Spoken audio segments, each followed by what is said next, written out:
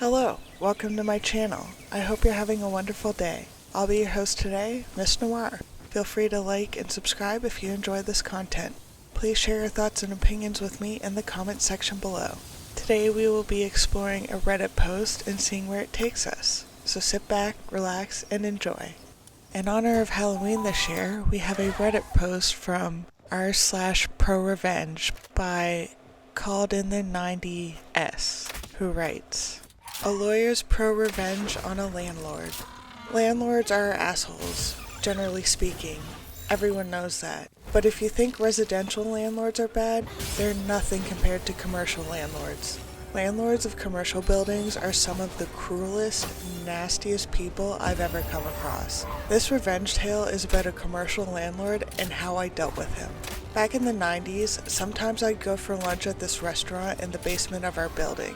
The place was called The Vault because it had a massive bank vault that had always been there, dating back to the days before the place was turned into a restaurant. The vault was so huge they could seat a couple of tables in there, and you could eat dinner surrounded by rows of old, gleaming safe deposit boxes. One day I was there for lunch, and the owner took me aside. 'The landlord's driving me nuts,' he said. 'The landlord drives everyone nuts,' I said. I was a subtenant in the same building, sharing space with an older lawyer, Aaron, and the landlord was always causing us trouble. I'd already had a few run-ins with him, and we hated each other on site.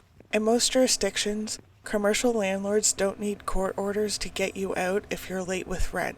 Instead, they just change the locks, and you find out about it when you show up and your key doesn't work. Every time our landlord had a dispute with anyone, which was often, he'd always threaten to change the locks. He keeps demanding all this stuff for extra rent, the vault's owner said, and it's really weird because a lot of it's really old. The restaurant owner showed me a letter the landlord had served him earlier that day. I looked over the demand and read a list of expenses for snow removal and parking lot repair and common area flooring and all kinds of crap going back years. I read it all the way to the end, and there it was, the usual clause saying he was going to change the locks if the tenant didn't pay this and do that. "You do something to make the landlord hate you?" I asked, because this is a bit over the top, even for our asshole landlord. He knows I'm moving the restaurant. I think he's trying to grab as much money as possible before I go. Plus, he's giving me grief over the vault. He won't let you take it with you? Are you kidding? It weighs almost 100 tons, and I don't need it. But the lease says I have to remove it, and that I also have to restore the building to what it was before there was a vault. That would cost a fortune. The asshole landlord says if I leave the vault behind when I move, he'll sue. "Send your lease up to my office, and let me look it over," I said. I finished my lunch, and when I got back to the office, the lease was waiting for me. It was just as bad as the restaurant owner said. The lease was a renewal of an assignment of a renewal. The original documents dating back to shortly after World War II, when a bank first leased the place and a vault was installed. Somehow, the landlord had suckered the restaurant into taking over a lease that left him liable to remove a bank vault at the end of term. No big deal, I thought. The restaurant can default, and all the landlord can do is sue a shell company. But when I got to the last page of the lease, there was a guarantee clause. The restaurant owner had personally guaranteed the lease, and he was on the hook for removing a vault weighing 100 tons, and then fixing up the place. It would cost a fortune. The case was hopeless, of course. That was obvious right away. But then I thought about the asshole landlord with his demands and his threats and his rent hikes, and I asked my brain to do me a solid, which it promptly did. I picked up the phone and called the restaurant owner. "I'm screwed, right?" he said. "You're calling me to say there's no way out." That's what my commercial lawyer already said, but I just thought I'd ask. "I can save you, but it's gonna cost." "How much?" $5,000 in legals and another G note for the agent. "Agent? What kind of agent?" "Real estate. Send up a check, certified, and leave the rest to me." The check hit my desk in less than an hour. I went to Aaron's office. "I need a real estate agent," I said. "You buying a house?" "Nope." "Selling a house?" "Nope." By this point, I'd been sharing space with Aaron for almost 5 years, and he knew me pretty well. "You pulling one of your stunts again?" he asked. "Yep, but nothing that'll get you into trouble." Aaron reached out for his old school Rolodex and started flipping through it. I know a guy, he said. Aaron knew all kinds of guys, and that's one of the reasons he eventually got disbarred. But he knew a guy, and he gave me the agent's name and number. And the next day, I paid the agent a visit. I told him what I needed, and we agreed to terms. I gave him some papers and the cash for his fee. A few days later, I was again at the vault for lunch. The owner saw me walk in and greeted me himself. "The landlord's here," he said. "Why?" "For lunch, and to be an asshole. Let's sit in the vault room so I don't have to look at his face." He took me to the vault room, and with the door almost completely closed, we had a consultation while we ate pasta and drank red wine. "We are making demand on the landlord," I said, between bites of perfect carbonara. "Demand? What are we demanding?" I pulled a document out of my briefcase and passed it to him while I sipped my wine. "We're demanding that the asshole landlord releases all the restaurant equipment, all the fixtures, the ovens, the freezers, the ventilation, everything you need to run a restaurant. The lease exempts all that stuff," the restaurant guy told me. "He can't stop me taking what I want. The only thing that matters is the vault, and of course I don't want that." I shook my head. "You need the vault," I said, "and we're demanding that he releases the bank vault as well. We're insisting that he let you take it out within 7 business days. You think you can beat the landlord with reverse psychology? You think if you treat him like a 2-year-old, you can manipulate him into doing what you want? We'll find out soon enough." He's had the demand for a couple of days now. The restaurant owner dropped his wine glass and it shattered on the marble floor. "You already gave it to him?" the restaurant owner said.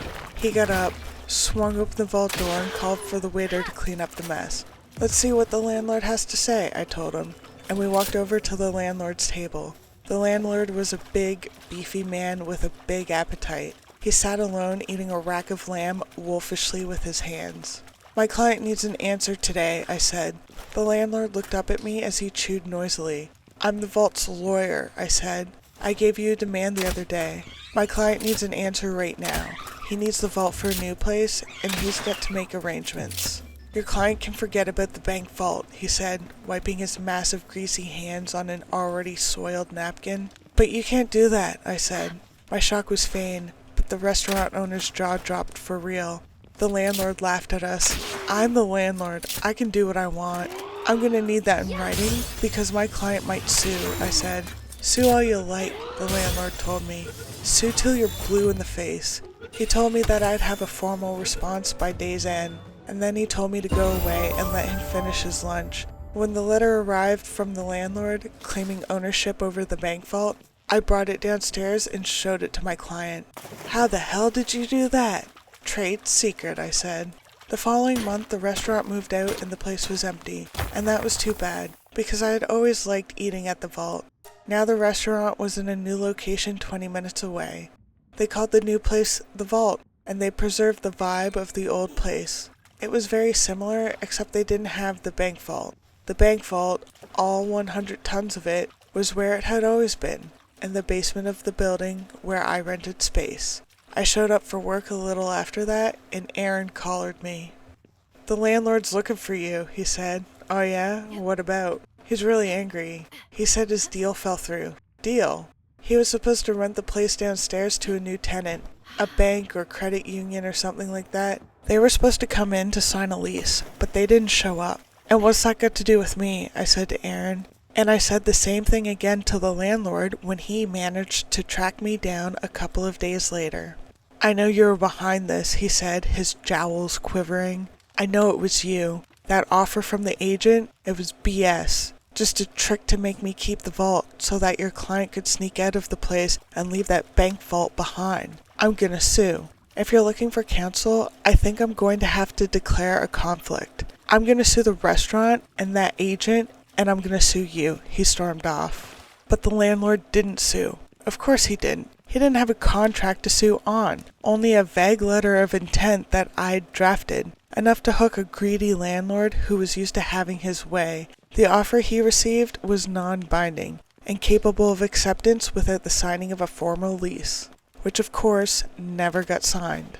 When I left Aaron's place a year later, the downstairs was still unoccupied, with a sad "for rent" sign sitting in the window, starting to look faded. That's some creative maneuvering, OP. Way to use the landlord's immaturity and entitlement against him. Business is business, but when you let your ego run your business, you make yourself an easy target. It sounds like the landlord got a bruised ego and a hard lesson. Thank you for your story, OP.